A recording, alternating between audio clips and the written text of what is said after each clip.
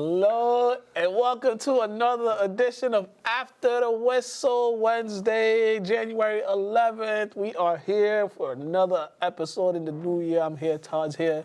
You know, yes. Having a good time, though. We were the Cold early out birds. there today. Cold. We was the early birds today. We was in that gym early. Yeah, gotta get back on that routine. Gotta get back on it. I was tired. As y'all see, I got the X-Men classic X-Men hoodie on. The animated series X-Men. Isn't that supposed to come back out? They said X-Men 96 or something like that. I believe so. 95 is supposed to be. I believe What so. happened? When it's gonna drop? You know Marvel, they just They got to kill off a superhero in the first 3 episodes, though. It can't be like, gotta be like the original. Yeah. If y'all don't know, yeah, that's what happened. Oh man, that is facts. What happened over? It was a frog dude. He got killed trying to leave the base. Oh. Where they was trying to infiltrate somewhere. Oh yeah. Y'all need to go watch that. If y'all got Disney Plus, go watch X-Men animated series. Yeah, you'll enjoy it. Man. All right, so Patriots season has come to an end. To no surprise. To no surprise, because they was just too up and down this year. And my full assessment of the Patriots this year, they did the absolute worst job in helping their young quarterback with the nonsense they were doing with the coordinators and play calling and all that. They just took 8 steps back. Just look at his performance the last game. We went from having a balanced offense, creating wins, and then you had this man throwing the ball 40 times, but you're rushing. You're getting 1.1 yards more than Buffalo on the ground, and you only rushed 23 times. They were averaging 4.7 yards a carry. Buffalo only 3.6. Why don't you once again help that young man by keeping it on the ground so he could make less decisions in the air? 3 interceptions. Oh yeah, I was gonna get to that too. 3 interceptions. The last one was just like, this is fitting. When he threw that last one, I'm like, fitting for their season to end like this. But you look at this game, Buffalo scores 35 points. 14 of them came from special teams. And 2 kickoff returns. You know what also don't help? They got to the red zone 4 times. If you go 100% from the red zone, you win the game. So you give them 14 points, and then you leave 14 out there. Especially after they had just got a turnover, and they were, I think, at like the 10 or 15, and they went nowhere. I don't know what was the play calling. I think they did a quarterback draw on one of those plays, which I just don't understand why you would do that. But so this is the second year we were in confusion what's going on with the Pats. So anybody listen to me, or you gonna keep letting? Just saying. Hey, yeah, man. They definitely did the quarterback a disservice with who they had calling plays. And you can't have the Sith Lord there forever. No, you can't. Like, you can't. You gotta adapt. I mean, you legit gotta adapt. He either has to, but how can you really adapt if you're set in your ways? And you won 6 Super Bowls this way. Yeah. So it's like I don't know if he's gonna change his thought process or how he coaches, but you gotta adjust. Even Nick Saban, as hard-nosed as he is, he adapted. And you know, they reeled off a couple national titles even after, like, there was a one point that everybody thought they were trending downwards. He adapted, changed some things, but still kept his, like, philosophies, and, you know, they got a couple more. Like, you can adapt and keep your philosophies there. It's just like the NFL's changing, and you can't beat Buffalo anymore for some reason. Buffalo used to be a doormat for us. You see Buffalo on the schedule, you're like... I would say when we were growing up watching the Pats, it was a doormat. We forget about Thurman Thomas and them going to the Super Bowl like 3 years in a row, and how we were the doormat for the conference for years at a time. Yeah. 4 years in a row. Oh, my bad, 4 years in a row. So, like, in our lifetime, the Pats are the Pats. But, like, people forget Buffalo was something special back in the day. Yeah, it's coming back. It's coming back. It's coming back, but still, it's just like, bro, come on now. Get it. Fix some stuff. They're going to be losing some guys. They just have to. But it's off season, so. But this is Buffalo's kind of their year, though. I mean, if they don't win it this year, good luck. If they don't win it this year, I'm not believing to win it next year. Me either. Me either.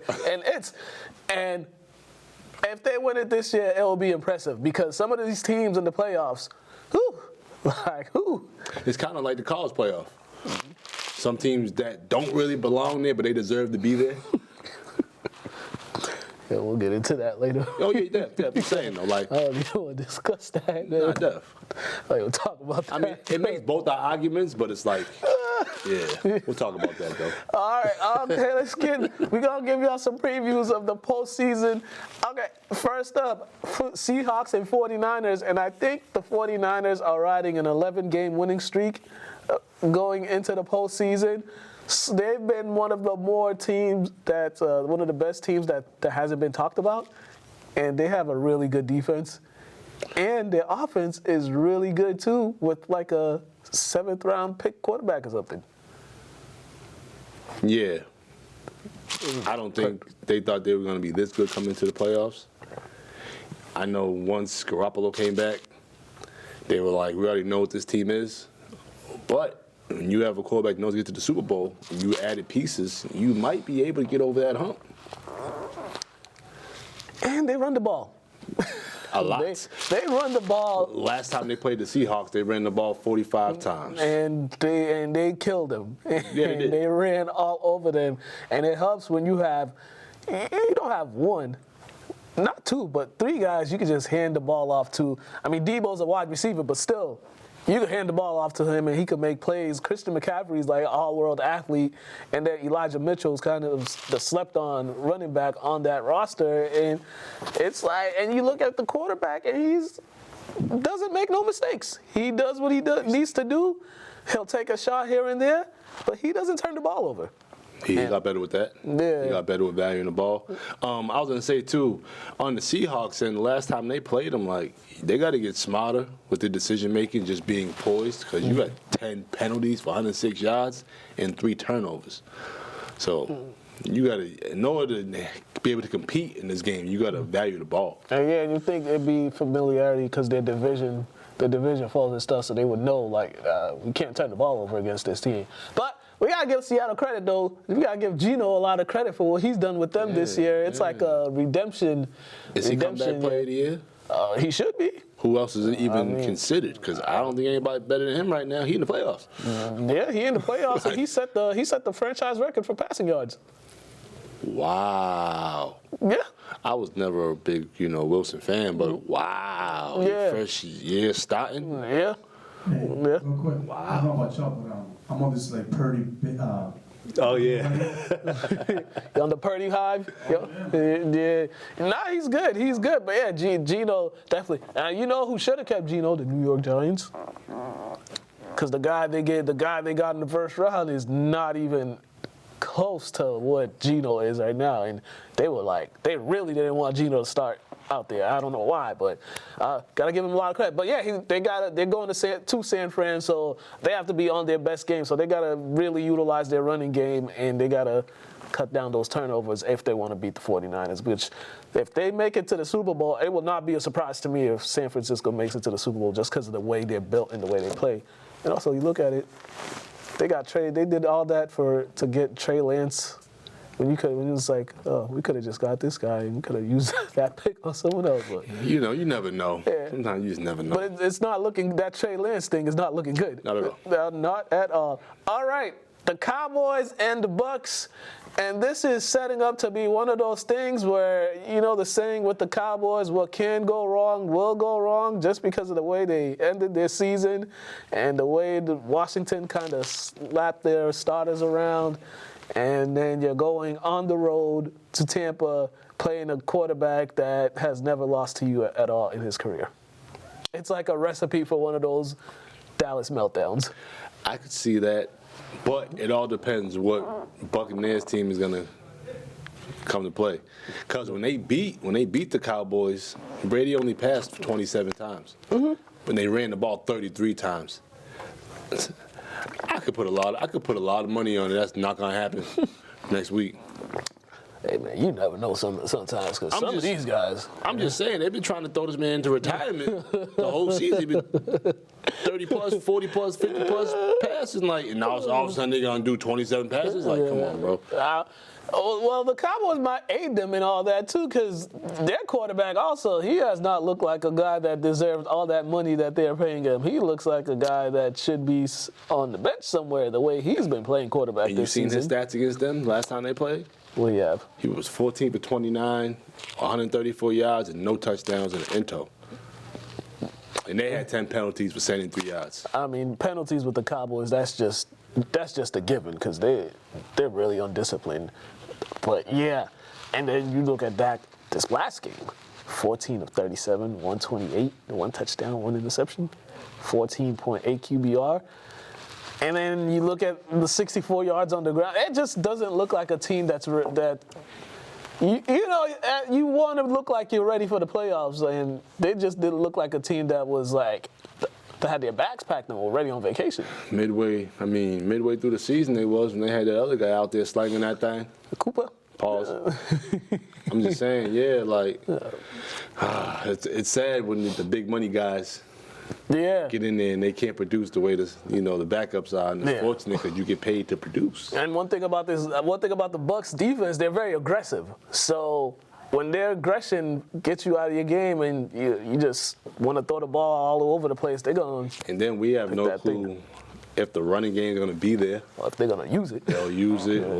We have no clue. Yeah. It's going to be an interesting game, but like I said, it's setting up to be one of those Dallas disaster games, and then we just laugh at Cowboys fans all over because they was talking about Super Bowl. My uncle's one of them. Oh, yeah. My cousins. Two of my cousins are diehards. All right. Giants and Vikings, which is a very weird matchup with with the Vikings. As you know, I'm not the biggest Kirk Cousins fan, even though he always has these great seasons, but it's always the big games when you need him to make big plays. He doesn't make the big plays, so I'm just like, and then there's the Giants. It's like the Giants. Yeah, I mean, if he plays against the Giants the way he did the last time they played, they went perfectly fine. That man almost threw the ball 50 times, 48 times for 299, 3 touchdowns, no turnovers. And it helps you have like the best receiver in the league. That's incredible. That you gotta. If you're not double teaming him, that's a catch. And big plays. And then, too, they went 3 for 4 in the red zone. So, and then Giants 1 for 2 in the red zone, 2 turnovers, They got Jones throwing the ball 42 times. Obviously, he had an interception. You know what the crazy thing with the Giants is? They signed Kenny Galladay? I think that's his name. 1 second. Let me look up his name. I believe that's his name. It's Kenny Galladay. They signed him. While you're looking. Yep. Todd. Yes. You like that? Oh, yeah. I wasn't checking out the monitor.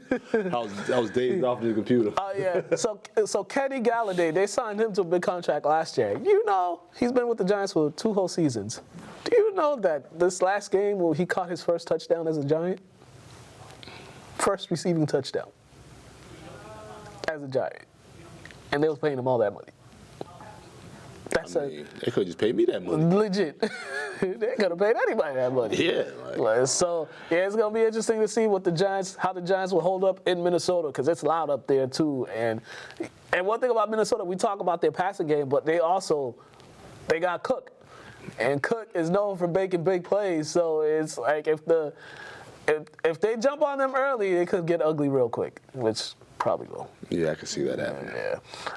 On to the AFC side, the Jaguars made the playoffs, y'all. The Jaguars made the playoffs, y'all, and it's much more of an indictment on that guy, that fraud. What's his name? Evbenaye. I mean, that's your guy. That ain't my guy. That ain't my guy. Doug Peterson came in here first year, got these guys in the playoffs, got them playing well too, and they almost blew it, but their defense came up big against Tennessee. Houston, and got the score. But this might be one of those high offensive games, because both of these teams got skill players everywhere that make big plays. I mean, you would hope, but I'm gonna go. Last time they played, Jacksonville mollywopped them 38-10. What week was that? I don't remember. You asked me for too much, brother. You're doing too much, man. I don't know what week it was. As you thought, I'll look that up for you. I don't know if Herbert was playing or not. I'll look that up for you. They got mollywopped. Bunch of turnovers. Jacksonville had no turnovers. 38-10. That was plus week 16 throughout the game. Yeah, week 3. You know what I mean? Lawrence threw for 39. I mean, he threw 39 passes for 262. No turnovers, 3 touchdowns. They had their way with them. They ran the ball 36 times. Yeah. So if that formula is there, yeah, it's gonna be a long. Yeah, they had their way with them. I'm looking it up right now. Yeah, they had their way with them in that Week 3 matchup. And that was their best win all season, right? Yeah, no, probably. Bro, they ain't never whooped nobody like that in the past 10 years. So you would hope the Chargers, now that they got a full team now, that they'll have a better outing. But somebody did say it's the Chargers. They're one of them confusing teams. It's like they have all the talent in the world, but it's just like. You had LaDainian. Yeah. You had Phillip.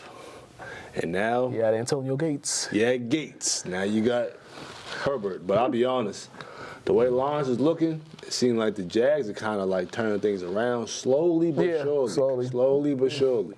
And I mean, as you said before, when you have a guy that knows what they're doing as a head coach, that helps a lot. A lot. A whole lot, especially for a young quarterback like that. So, yeah, man, we're either going to have a shootout, a blowout, or a close game. But it's both of these guys' first playoff appearances, too, Lawrence and Herbert. It might be an interesting matchup. All right, AFC East foes meet again, Buffalo and Miami. Miami is just, I don't know. Their quarterback, I don't know if he's playing. I don't think he's gonna play. Yeah, if he don't play, they're gonna have a long game, I think, man. Because he is like the X factor in regards to like. Yeah, they got Teddy. I mean, we like Teddy, but if Tua's not in there, they don't roll the way they do. Yeah. Because Teddy plays a certain style, and Teddy could do certain things, and there's certain things he can't do. Like and Tua's just different. Yeah, he's super skilled, but his body is the biggest and he's issue. not scared to just launch that thing. And when you got probably the two fastest receivers in the league on your team, it's a lot easier for that. And the Buffalo's defense are down a cornerback too. Oh yeah, you're right. Oh yeah, he got released. He got discharged. Yeah, I'm not talking about that. I'm talking about another one. I'm just saying, just speaking in a positive note about Hamlin, he got discharged. He got discharged. Yeah, they're down another one. He got hurt. Right. Yeah, definitely. There was another DB of theirs that got hurt, I think, during the Pats game. So they're down some. But yeah, we get this is another one. We could either see a shootout or it could be a Bills blowout, depending on the weather up there in Buffalo. But if Miami wants to stay in this game, they're gonna have to run the ball. Buffalo can't stop the run. If Miami wants to stay in this game, they got to go out there and warm up in the cold, shirtless, with some of that red hot that you putting on their body. Now, I be watching the little podcasters, the NFL guys. They do this little concoction that they put on their skin, so they burn up. So you thinking like, oh, they out there with their shirts off, they cold. Now they burning up, bro. That seems dangerous, but it is dangerous. More power to you. And lastly, our last postseason matchup is another division rival. Baltimore at Cincinnati. Lamar Jackson will be back for this game. He hasn't played. He hasn't played for like the last 4 or 5 games, I think, something like that. But I think he was gonna play like the last 2 or 3 games. But once they secured once they secured their playoff spot, they just said, forget it. Let's just keep him on the sideline until the postseason. It's smart. You were kind of risking, wins and losses, but you already know that you need him to be healthy all year. Yeah. And y'all be running him to the ground. So. Yeah, so it's interesting what they're going to do, what their game plan for this, or how they're going to stop. I don't know how they're going to stop that Bengals offense, because them dudes got weapons all over the place. And they've been rolling, too. Yeah. They've been rolling. Stopping the Bengals offense and making better decisions as an offense is going to be their struggle. Because last time they played Bengals, they ran the ball 28 times, but Jackson ran it 12. And the rest, obviously, it was committee, but it was 16. Yeah. But you had some guys that were averaging 5.5 yards a carry. Why don't you stay with that? Because these offensive coordinators, they see something working well, and they're just like, all right, let me try something new, instead of like, let's just stick to this until they can stop it. I mean, you're least likely to throw an interception if you run the ball.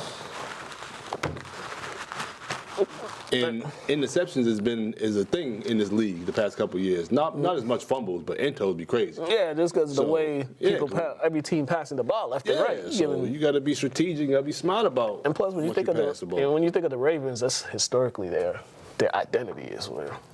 Once you get to this part of the season, it was like we'll run it down your throat. Defense. Yeah, we're gonna run it down your throat, and good luck stopping. So, we'll see what happens. But yeah, this is in Cincinnati too. So okay, we'll see what happens. Some intriguing matchups. So, postseason is here. We're gonna go to Craig. Craig's gonna give y'all his picks for the wild card rounds, and then we're gonna come back.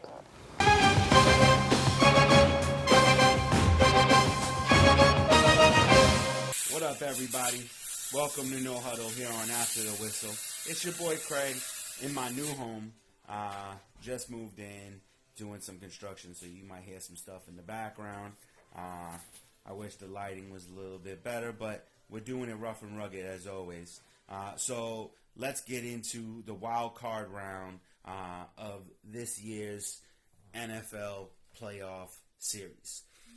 First game, Seattle versus San Fran. And as proud as we are of our boy Geno Smith for comeback player of the year, San Fran might be a team full of dogs, and we all know that San Fran is just gonna run right over Seattle. This might be the blowout game of the whole playoffs, but who knows? We got DK Metcalf and we got Tyler Lockett. Kenneth Walker, they might make it a game, but I just don't see it going that way. San Fran is going to bang them out. You got the Chargers versus Jacksonville, which to me might be one of the two most interesting games in the playoff. Jacksonville has come into their own defensively and offensively. Christian Kirk has stepped up as a number one wide receiver. Travis Etienne has proved why he was drafted in the first round, as Trevor Lawrence has shown why people are considering him one of the best quarterbacks to be drafted in the NFL. And next year it's going to be a whole different story. But with that being said, I have a sneaking suspicion that the Jacksonville Jaguars are going to upset the Chargers. As much as I love Justin Herbert, I think Justin Herbert's one of the best quarterbacks in the NFL. If they don't have Mike Williams, I think it's going to be a tough game for them. You got Miami versus Buffalo, and without Tua Tagovailoa, I feel like they lack a little something on offense. Leaning on Tyreek Hill. Jalen Waddle has been suspect. Great game, bad game, great game, bad game. Their defense isn't strong enough. Buffalo's been making mistakes, but Josh Allen is a dog. In the playoffs, he's going to play like his life depends on it. They're going to play for DeMar Hamlin. They got something to prove, and I think they're going to dominate Miami. Giants versus Minnesota. Minnesota's secondary is terrible, but they have one of the most loaded offenses in the NFL. Justin Jefferson, T.J. Hawkinson, Adam Thielen, Dalvin Cook, and Kirk Cousins is a good quarterback. Not one of the best, but he's viable. And so I just think that, it's going to be a back and forth game. It's going to be who has the ball last. But at the end of the day, I think Minnesota steps up and they get themselves a playoff win. Will they go past that? I'm not very sure. I don't see it happening. But Kirk Cousins is leading the league in fourth quarter comeback, so we'll see what happens. Baltimore versus Cincinnati. No Lamar Jackson, to me, gives Baltimore no shot at winning this game. Cincinnati rolls them and moves on to the next round. Joe Burrow, his accuracy is on point. He's a playmaker. They got one of the best. They got probably the best wide receiver core in the NFL, and they have a fairly good run game as long as Joe Mixon can get the job done. So we'll see what happens there. And then finally on to Dallas versus Tampa Bay. And this is, to me, is the second most interesting game of the of this round of the playoffs. What can I say? Dallas's defense is impeccable, but you got Dak Prescott leading the way. If the run game can't get off, what are they going to do? Dak Prescott can't throw the ball a lot. He's going to make mistakes. Tom Brady is a dog. But you're going up against a tough defense. But Tom Brady has proven that in the clutch, he can make things happen and get his team to the next round. So this, to me, is the toughest game to call. So I got to go with my guy Tom Brady.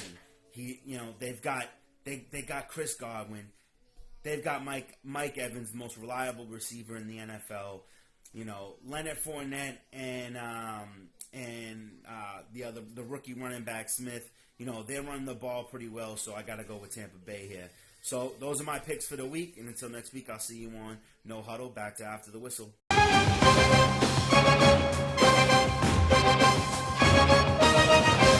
All right, and we are back. Okay, all right, we're back with the interviews. So we got our first Athletes Corner of the year.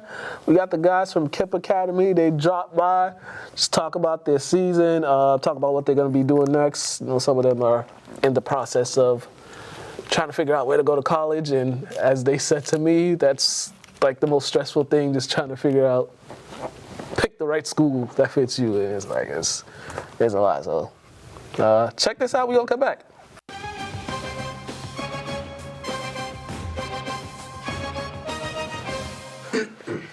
Hello and welcome to another edition of Athletes Corner, first one of the year. And we got KIPP Academy football. Juan, Osaru, and Vic are here. What is going on, fellas? What's up? Y'all healed up? No, last time I saw y'all, it was a lot of ice and a lot of injuries going on that last game. Hey, y'all good now? Yeah, we're straight. Put it all out there. All right, man.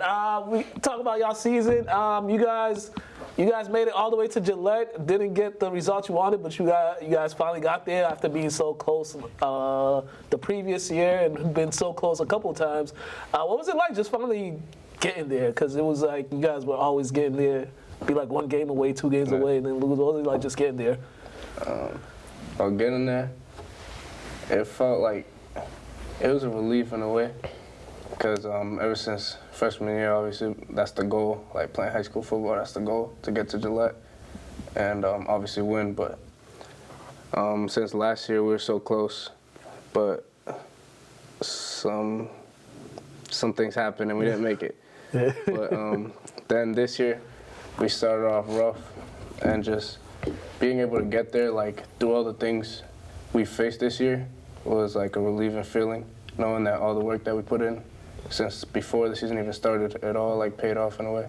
Was that a relief for y'all, because knowing that, the previous year you guys had a really good shot at it, and then injuries happened kind of at the worst possible time, and then you guys came back this year. The season wasn't going too well, but then so many guys stepped up. Was that just to show the team and how the chemistry's been and how the program has been building, that for you guys with the injuries, you guys could still withstand the injuries and be able to make that run? Yeah, definitely. Same thing as he said. Like, it was a big relief because knowing what we went through the whole season from the beginning of the year, like how down bad we were, everyone was hurt. And then getting our guys back in the playoffs, it really made a huge difference. So being able to at least achieve the accomplishment of getting there was like a huge thing for us. Is it more special because it was the process from your freshman year until now that you guys were just able to be the first team in KIPP history to be able to get there? Definitely, especially seeing like all the great teams that KIPP had. Being able to show like that it was this team that made it while we're seniors, our last year, it was a great feeling.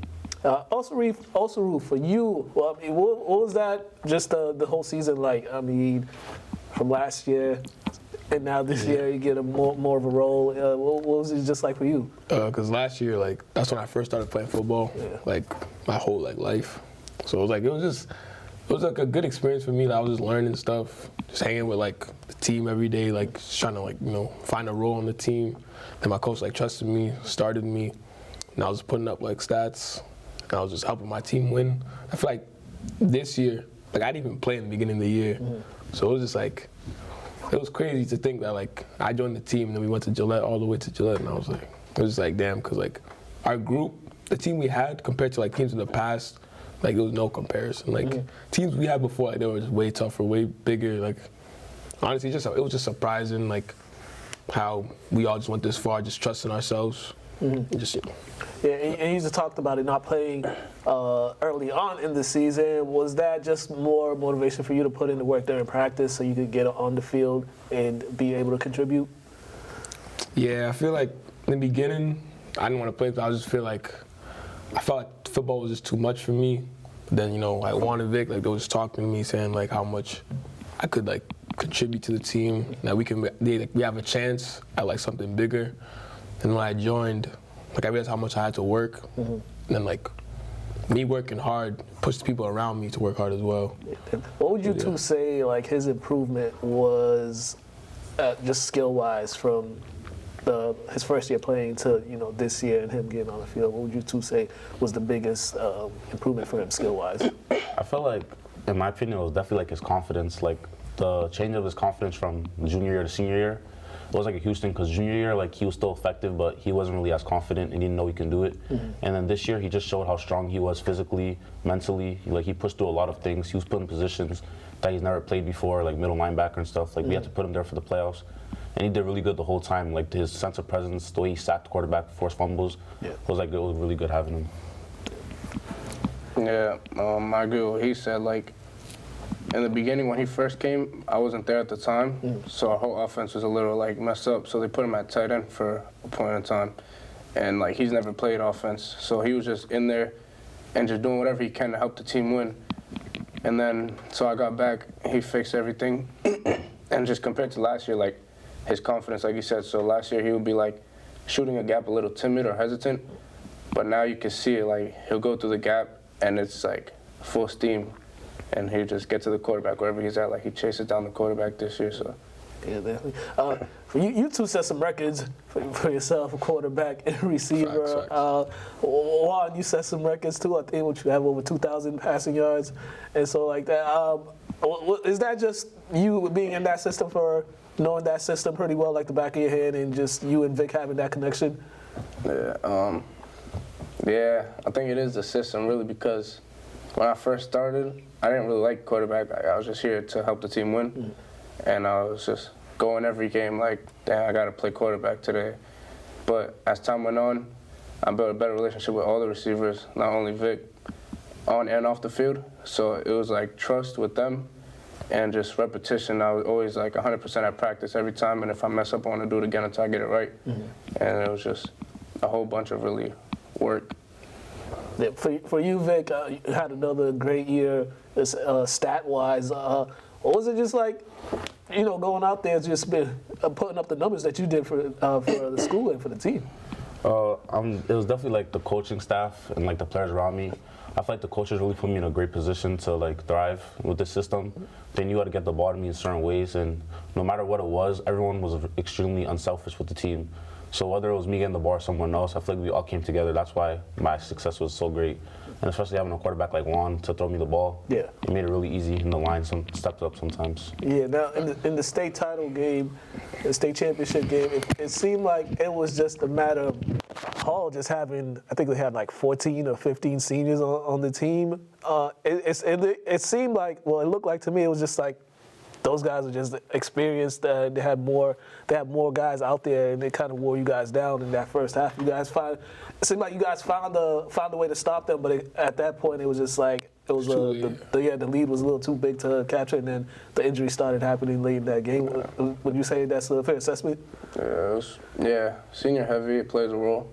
Our team, we're really young. Like us three are probably like 3 out of like 6 seniors or something like that. So it's like, it's a mental game, obviously. So their seniors are already developed, knowing that this is their last game. Yeah. So they're putting it all out there. But our younger kids, like, they knew it would be our last game, and it was their last game of the season. But I don't know, they were just playing to play at the time. And also it was like their experience too, because it was, I'd say, some of the guys that were playing for you guys didn't have the big game experience quite like they had, as you said. Yeah, and Hope been there before. So they were there last year, so like they already had that. Like, we're gonna come here, we're gonna win it all. Yeah, definitely. We just But it was a fun season though. But that day in Gillette, what do you guys remember about that day? I mean, throw the game aside, just what was the memories that you guys have from that day? Like when we first touched down, like I remember the feeling like everyone was on their phones, like recording around, like saying like we're really here. Like it was just like a good experience. Like we were just all like chill. Everyone was happy, like just chilling, hanging out. Like 'cause I've never like been on like to a state championship like football or something like that. Like I've never like been in that. So I was just trying to take it all in at once. Yeah.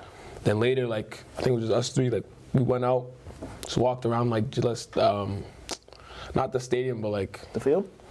Nah, like it was just like some place where like all the stores were and stuff like that. Oh, Patriot Place, yeah. Just hanging out, just like having a good time. Yeah. I know you guys got decisions to make about your futures and stuff. What's it like right now? This process, deciding what's next for you guys for your playing in education. It's really a stressful process because choosing a college isn't easy. Especially you got to know what's like the right fit for you. Especially with like real life decisions after that too, not just like football wise. So I feel like during this decision, you really have to take your time while you're choosing your college, and you really got to just stay low key to yourself. Yeah. College, that college choice is a decision that's gonna change your life. Yeah. Basketball. Tell me what's going on with basketball. Oh, y'all playing basketball? Yeah, we all play basketball. 2-4 right now. So what's going on? Why y'all 2-4 right now? Nah, I think it was just a matter of like trying to find like our team because we were struggling to click early. Mm-hmm. Like like through practices, like you would have intensity, then start slacking. Like I feel like once we find that like our key to success, like we'll just be way better off. Like we can win the league if we actually come together. That's like your third coach in like 3 years or something. Yeah, and it's also changing in coaches. Like we don't have a defined system of basketball. Yeah, but like I feel like we'll get it though throughout the season. I mean, y'all get a little win streak, get that 10 wins, you're in the state tournament. So create that winning streak. Before we get out of here, plug in your social medias for everyone if they want to follow you and keep up with what you guys are doing. Go first. My Instagram, SYB1. My Instagram is _Osaru with 3 U's. My Instagram is Vic_Mula with 2 A's. Alrighty, and that's Instagram and Twitter? My Twitter is Vic Mula, 2 A's. All right. Twitter is that's one. I'll put it. Y'all see it afterwards. Y'all see it afterwards. All right, fellas. Pleasure as always. Good luck with everything, and good luck on the college decisions that y'all gonna make. It's gonna be an important. Thanks for having us. Yes, sir. Y'all been watching Athletes Corner. We are out of here.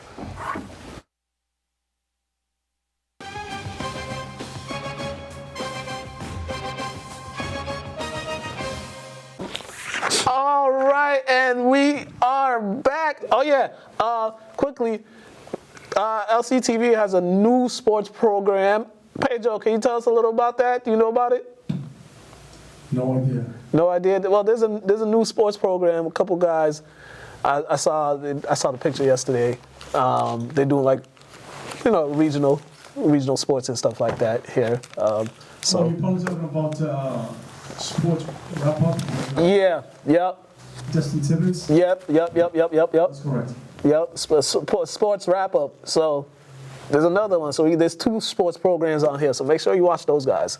I might catch them on YouTube though.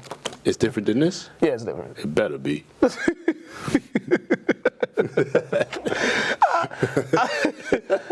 right, let's get to the national title. Oh my God. College football national title game. If you want to call that a game, I knew this game was going to be a blowout just because of the caliber of team and just because Georgia, when they play teams, they don't walk in there like we're just gonna mess around like Michigan did. They walk in there with the purpose. We're gonna beat you down and give you no hope. Well, we know the college football Illuminati is sitting around their table.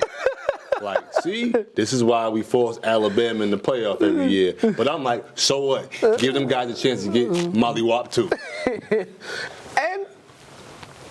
And why did Alabama play them this year? Because they're in the same conference, SEC conference, and they didn't play each other this year. It's the large and small though, right? East and West. East and West, and they're both in the same. Georgia East, Alabama West. That's probably why. I probably got an off year. Well, it's like, those 2 should play every year. No, I agree, because that determines who's number 1. Right? Legit.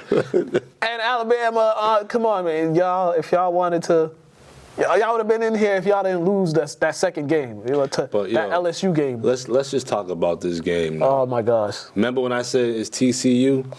That's how Georgia looked at him. Like they was TCU. Yo, TCU went 2-11 on third downs. Georgia ran the ball. How do you run the ball 44 times and your quarterback throw the ball 25 times? How do you even get that many plays? And then they had my man McClunky. Oh, yeah. Who was just out there doing whatever he wanted in the Lad McClunky. But the only person I'm going to shout out from TCU is Darius Davis. He was balling. He had 5 receptions for 101 yards. He was the only one. Yeah, that's my point. So, draft board, look at that man. He deserved it. He looked like, I don't know about anybody else in that team, though. I mean, it's kind of hard because... Yeah, I know. No, it's kind of hard when the team you're lining up against, they got half their team, well, not half. Every one of their teams are pro prospects. And that's why the guys in front of them, who they're competing against, got to realize, like, all right, this is my competition. Do I really want to do this for a living? Yeah, he's right. Because when you look at Georgia's defense, it's the speed. It's the closing speed, because you think you got some room to get something, and then next thing you know, there's 3 or 4 guys right there to hit you. And they look like they shouldn't be there. They look like size-wise, oh, he ain't gonna make it there.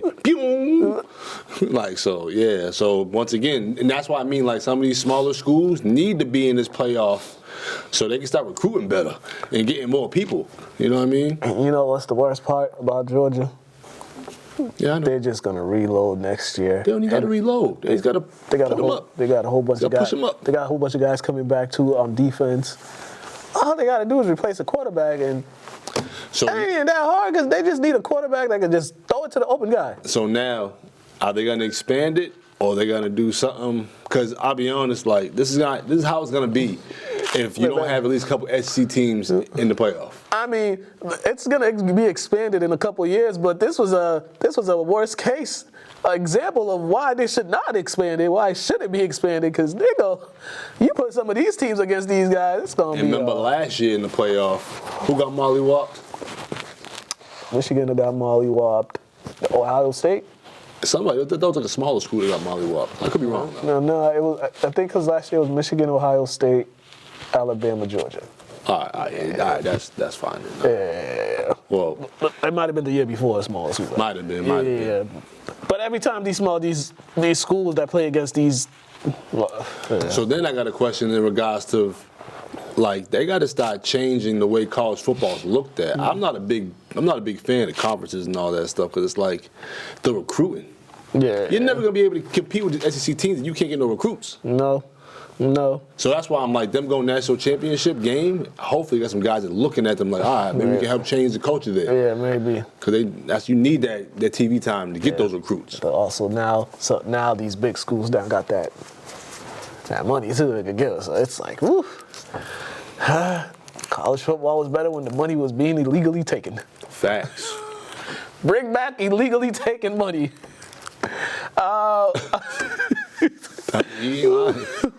Let's go. All right, time for our highlights and interview segment portion of the program. First up, Boston College head coach Earl Grant after their loss to Duke. We'll talk about that in a second. Check this out. Oh, I'm gonna see my piece. I got you, bro. What did you guys do in that 16-2 run offensively to just kind of get back into the rhythm when it was kind of getting away a little bit, and you guys made that run to get back in the game? 16-2? Yeah. I mean, to be honest with you, they had to. They couldn't score. So really, you say what we do offensively, it's more about what do we do defensively. They had to. So we were able to get out in transition because we were stopping them. We were able to get to the free throw line because they were chasing us. We were in transition a lot because they never scored in that span. And then our players just made good decisions. We had a good inside-outside punch. Guys making good decisions with the ball, executing.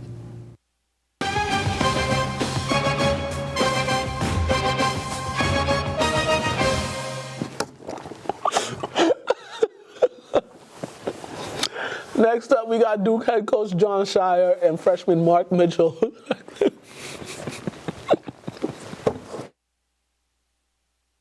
What did you guys do to start off the second half? You guys started off the second half real well, and then they went on a 16-2 run. What was kind of like the up and down difference that for those two like splits in that half? Yeah, I think we just tried to keep our composure.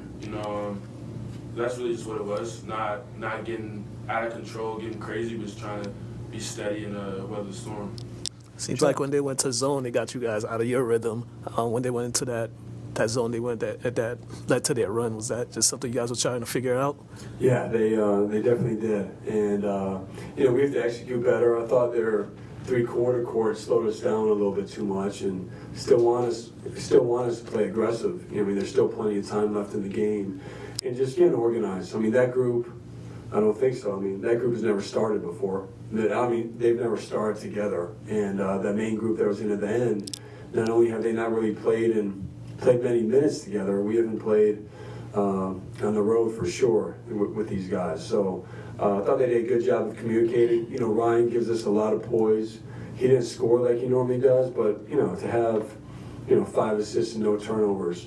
But give them credit for the switch. The zone really took us out of our rhythm, and we need to do a better job. We'll see that more.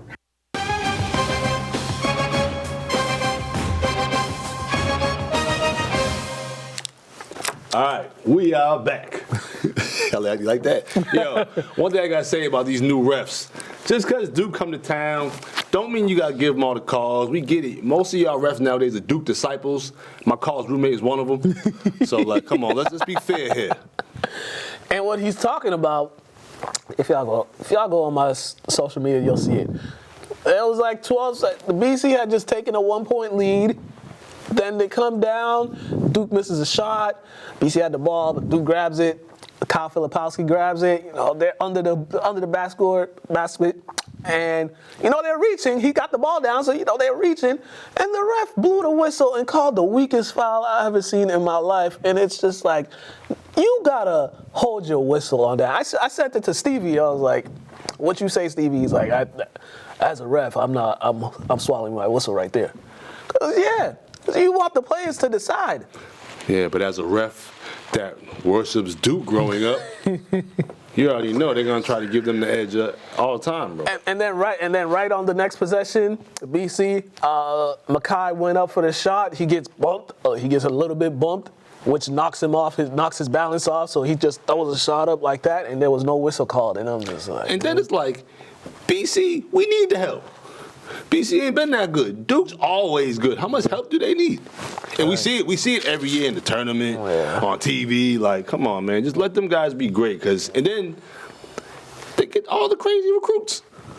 So how much more help do you need? Yeah, I got a whole bunch of Duke fans that were in the comment on the video I posted talking about, if you swallow your whistle, he's a coward. Stop whining. Blah blah blah. I'm like, shut up.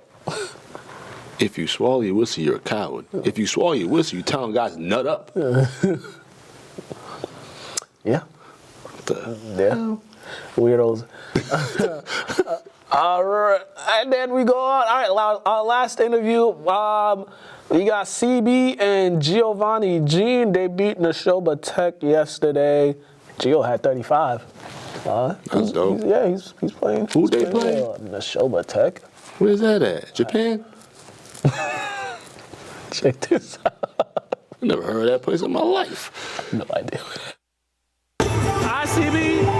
Another one. What about your defense? Talk about your defense today. You guys have really held them down to scoring up today. Yeah, that's our move. That's our calling call. We got to play defense for what we want to do. Win a championship and win big games. We got to play defense.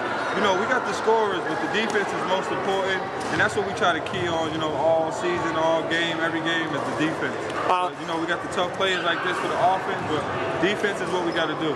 Offensively, what was working for you guys? Sharing the ball, the extra pass, dropping it down to the extra person, kicking it out on the dish for the three, just sharing the ball all around. Extra pass and the open person. You know what I'm saying? All right, you guys 6-2 right now. Yes, how sir. are you liking the momentum your team's going during this part of the season? It's a great feeling, you know. We just want to keep it rolling. Probably the first 3-game winning streak in Lynn Tech in a long time, but we just want to keep it rolling. It feels good to win. Most important thing I tell the kids is to have fun, and that's what they do. All righty. All right, for you, my man, what got you going today? What was working for you? I just didn't give up on offense. Kept driving. I could go by all the defenders. And, yeah, I was just finishing with the floater over the big man. What would you say the difference is with your team coming off that Christmas tournament, you guys coming in this week? What would you say is like what you guys been working on just to get better? And We've really been stepping up on our defense, getting back on defense. And Coach CB been making us run drills, getting back on defense. And we've been working on layups, offensive transition, everything. According to that classy game, we should have lost that game. So then we had to transition out of that game, get on the 3-win winning streak. All right, man. Congratulations on the win. Thank you.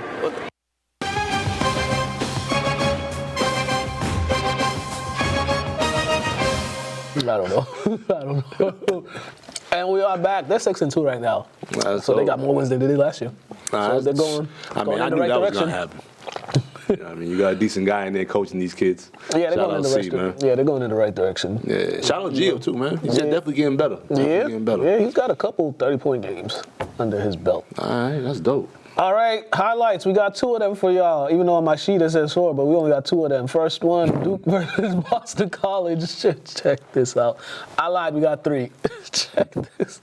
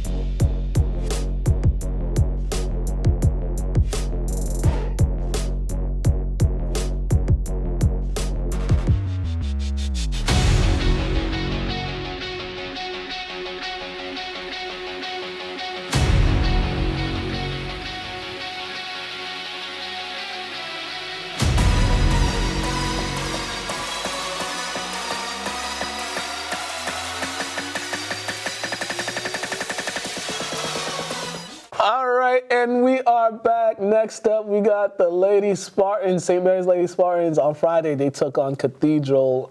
It was a top 10 matchup. Both teams are they were at the time 5-6 or 5-7 ranked in the state. St. Mary's won, but check this out.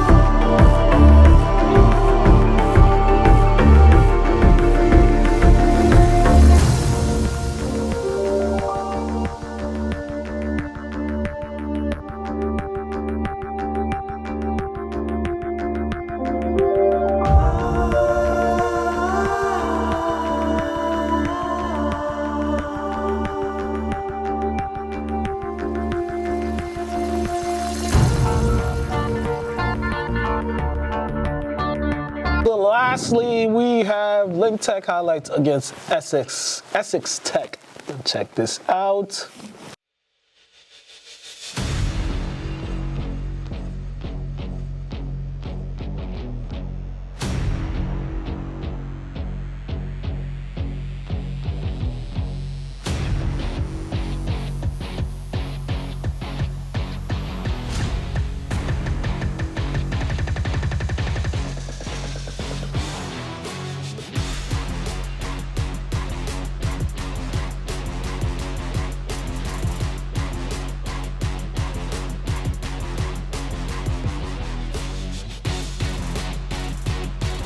All right, and we are back. Week 18, top 10 plays. Check it out.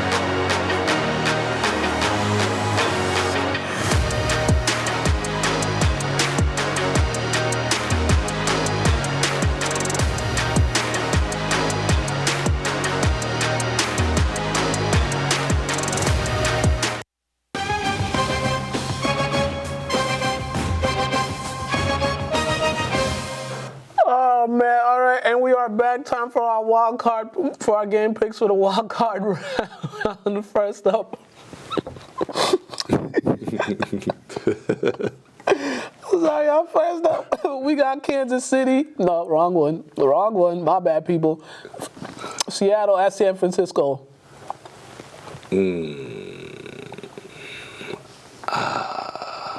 I got San Fran, man. Me too. I'm going with San Fran. They just been playing too well. Yeah, man.